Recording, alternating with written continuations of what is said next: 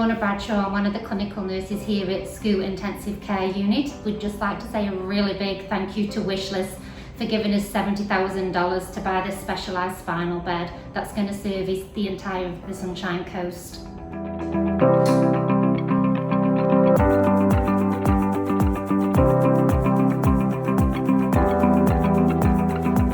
Just a few quick features of the specialised spinal bed that we've got.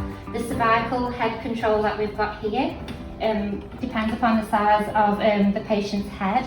It can be manoeuvred quite smoothly, just so they don't get their head movement and keeps them more stable. We have a tilt feature which is new to this kind of spinal bed, which tilts the bed side to side so the patient can stay in a static position, which is more stabilising for their spine, pelvis and neck. And so we can tilt them. That gives you better lung drainage and reduces the risk of complications. Say if you were on a ventilator, you've got a reduced risk of ventilator associated pneumonia with this.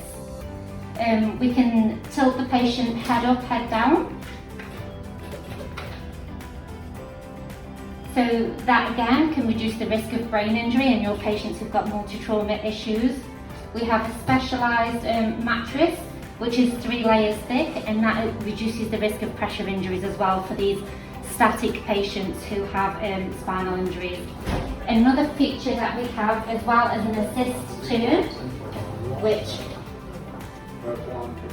the staff will be standing this side ready to hold the patient ready for the turn, and what the other nurse will do